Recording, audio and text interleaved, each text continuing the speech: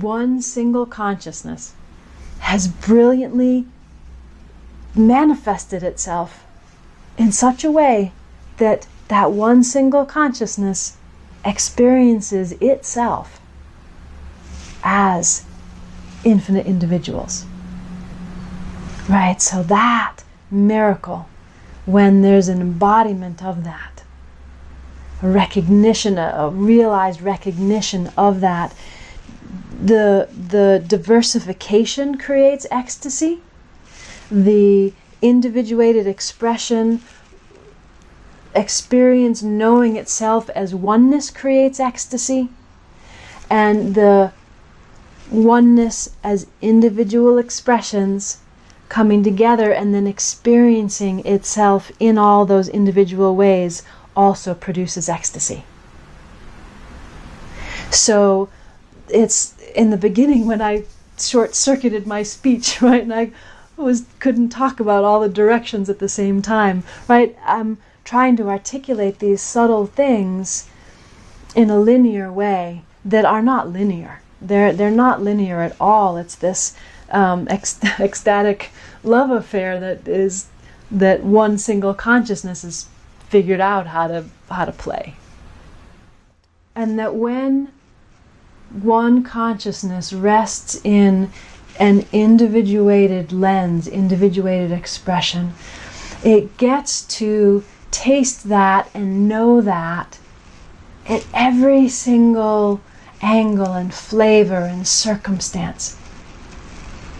So there's another layer of that love affair, which is the one singular truth in an absolute love affair with its individuated experience and tasting and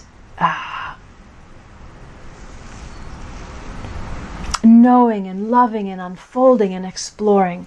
I've often used evolution, expressing it as a color, and that yellow is perfect.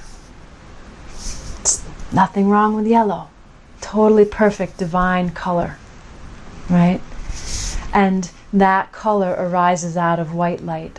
One white light, all the rainbow colors come out. And that yellow then becomes 10,000 shades of yellow.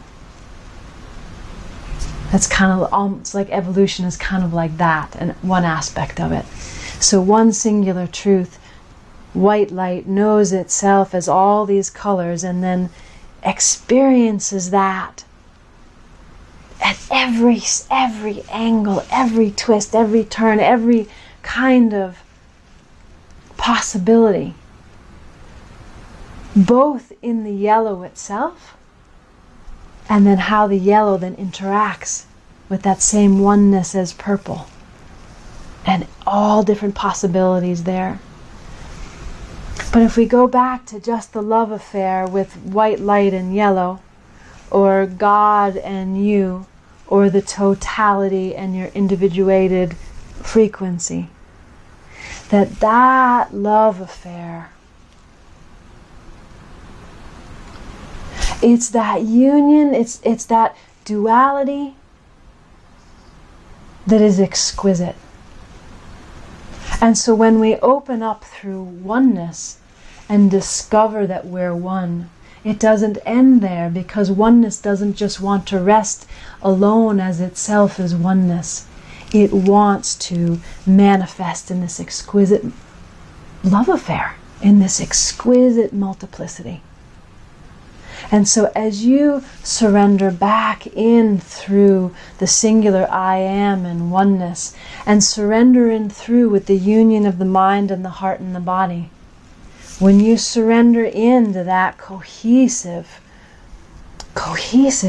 miracle, one comes into this ecstatic relationship.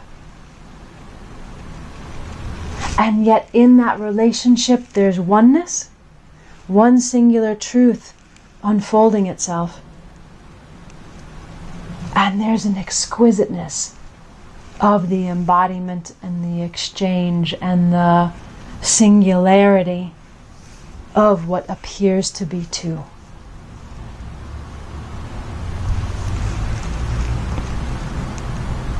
And so this living paradox itself produces ecstasy. That's just what happens.